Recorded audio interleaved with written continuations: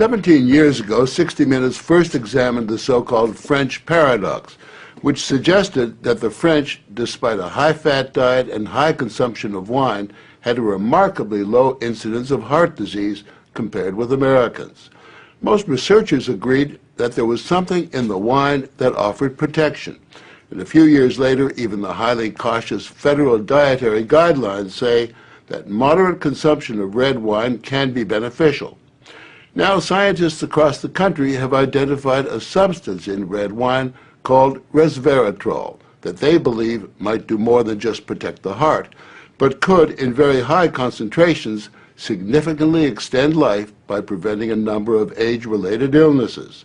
If they're right, we all may soon be taking a pill that could give us an extra decade or two of healthy old age. If the promise holds true, I think this has the chance to change healthcare. Dr. Christoph Westphal says we all may soon be taking a drug that just might beat the clock, a simple pill that could delay the inevitable. Our goal is to prevent and forestall many of the diseases that strike us as we reach 50, 60, and 70, all with one pill. What you're suggesting is that it's some kind of rejuvenation drug that turns a 70-year-old into a 35-year-old. That might be pretty hard to do, but I think if we're on a train heading one direction, we can slow down that train. I think we can slow down these genes that control the aging process. That quest to put death on hold began in 2003 when Westphal met David Sinclair, a biochemist at Harvard, who was studying the genetic components of aging. 5 years ago, I met David, and he had shown that you could extend lifespan in yeast. That's pretty exciting. Now, if you happen to be a yeast, it's very exciting. Yeasts are one thing, human beings are more complicated. So Sinclair focused on a gene present in almost all life forms, the sirtuin gene. It's normally inactive, but when it is active, Sinclair believes it triggers a survival mechanism that extends life. Convinced that something in nature could activate that gene, Sinclair randomly tested thousands of compounds. And bingo, he got a hit, Resveratrol. When I Googled this Resveratrol, I was shocked to find that red wine was the top hit. Red wine is brimming with Resveratrol. It's found in high concentration in the skin of the grape and seems to play a role in protecting it from invading bacteria and fungi. Were you aware of the research into red wine that it offered certain health benefits? Oh, sure. I mean, that's why I almost fell off my chair when the link was made, and I thought that this was a potential explanation for the benefits of red wine. Convinced they were on the verge of a major scientific breakthrough, Sinclair and Westphal launched Citrus, a Cambridge, Massachusetts research company. They, along with a handful of other cutting-edge biotech companies, are developing resveratrol-based drugs that they believe zero in on the longevity gene. The important news here is not that we found something in red wine. The important thing is that we passed a milestone where we can now make drugs based on this knowledge and potentially slow down aging itself. Everyone from plastic surgeons to your friendly snake oil salesman have been promising a ticket to eternal youth for some time. So the prospect of a prescription pill based on red wine that could trigger a longevity gene sounds too good to be true. And yet, scientists have actually known for years of one surefire way of doing that. Stay hungry. Eating a lot of food turns that off. Dieting, extreme dieting, turns it on. These rhesus monkeys are on a major diet. For nearly 2 decades now, they've been taking in a good 30% fewer calories than their well-fed brothers and sisters. It's feeding time, I guess. Feeding time. They're the centerpiece of a National Institutes of Health study at the University of Wisconsin on whether or not CR, calorie restriction, makes them healthier and extends their lives. To maintain their sterile environment, we had to suit up to visit them with Ricky Coleman, the project leader. These are 2 of our control animals here. They are nearing the end of a typical monkey lifespan, about 27 years, and major differences in their overall health are becoming clear. The difference is really obvious. Right. The skinny monkeys actually look younger, their coats are shinier, and fewer have arthritis. And those chunky monkeys, many have diabetes, and a significantly higher number have cancer and heart disease. Pound for pound, the lighter guys Do better. do much better. Right.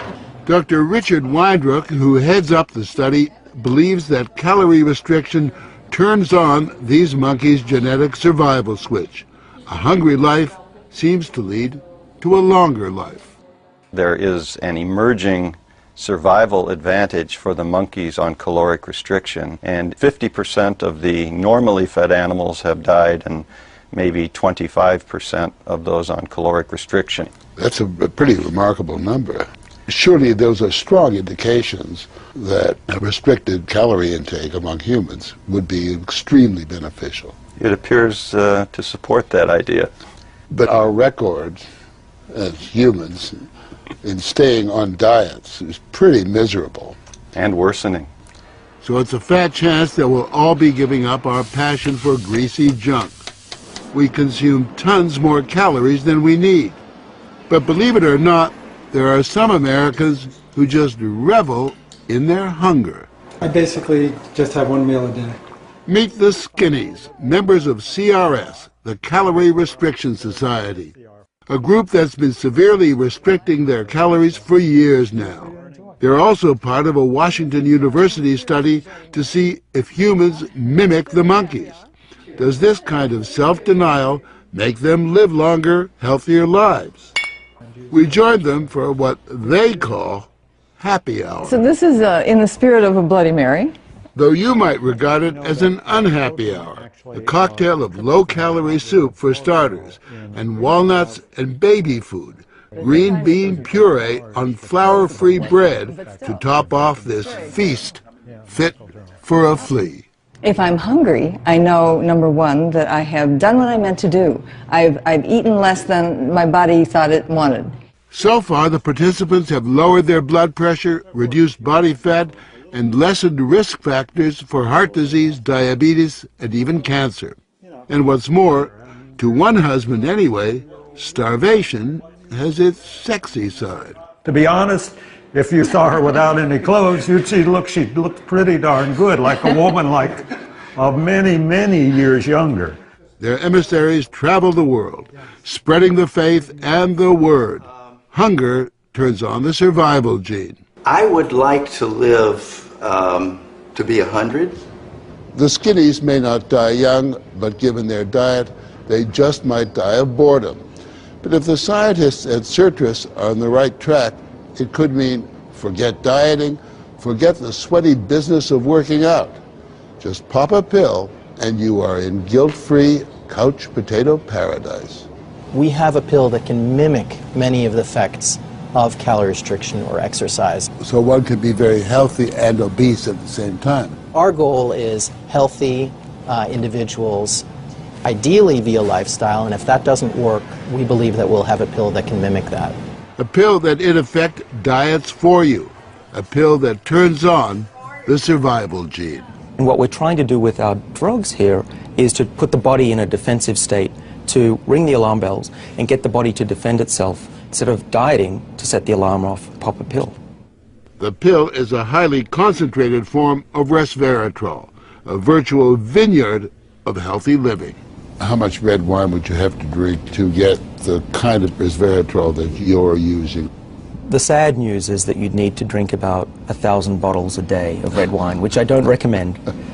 The pill itself may not extend lifespan, but could prevent the diseases of aging, Alzheimer's, diabetes, heart disease, even cancer. What we're talking about is activating the body's natural genetic defenses against diseases, and that's very powerful if we can harness that. Resveratrol has been tested on mice and the results have been encouraging. In this test video provided by Certus, both of the mice have been fed a high-fat diet for 12 weeks. But when placed on a treadmill, the mouse on the right ran twice as far. He was taking high concentrations of Resveratrol. You have fat mice and you have fat mice with Resveratrol, and the ones that are on Resveratrol, they can run twice as far and they live longer, about 20% longer. Other studies showed that among mice fed a high-fat diet, Those given resveratrol didn't gain as much weight as those not given the drug. Sinclair believes that resveratrol actually changes the physiology of the mice. The proof, he says, is in the post-mortem. Their organs looked pristine, youthful, fat-free, and their physiology was just like they were dieting, but they were fat. Convinced they were on the right path, they fast-tracked the drug into human trials on people with untreated diabetes, and the results were impressive. It significantly lowered glucose and insulin levels without the patients changing their diet or taking any other drugs. Originally, our hope was that you'd be able to prevent diseases of aging. What we ended up seeing is actually you could therapeutically intervene in patients who have diseases of aging, and that was unexpected. Yeah, the diabetic patients have high blood sugar, and the molecules bring it down. That's treatment, that's not prevention. Citrus is now developing what they say is a much more potent synthetic version of resveratrol that will also soon go into human trials, this time on cancer patients. I keep on thinking, you know, what used to seem like it was science fiction, I actually believe the biology is right, and if we're right, this may be the most important thing that we're going to do in our lives. Possibly, but it is important to remember that 9 out of 10 drugs that look good in mice ultimately fail in human trials. Still, the speed and results generated by Citrus and the resveratrol drugs are unusual, and Sinclair believes these drugs will not only keep people living longer, but will keep them healthy longer. What we're talking about is potentially making a 90-year-old as healthy as a 60-year-old. A 90-year-old can play tennis and see their great-grandkids graduate from college. People will live active, healthy lives and then die quietly in their sleep, and that's really the aim here with these medicines. Are we on the edge of maintaining active lives into our hundreds, for example? Well, we've certainly passed a corner in terms of the science, and someone's going to achieve it, and if it's not us, it's going to be someone else. But the question that most of us want answered is, when do we get this pill? I would say 5 years, to be conservative, that this will happen within our lifetimes. I'm fairly certain about that. One measure of the potential of this research, Dr. Sinclair and Dr. Westfall's little startup company was recently bought by the pharmaceutical giant GlaxoSmithKline for almost $750 million.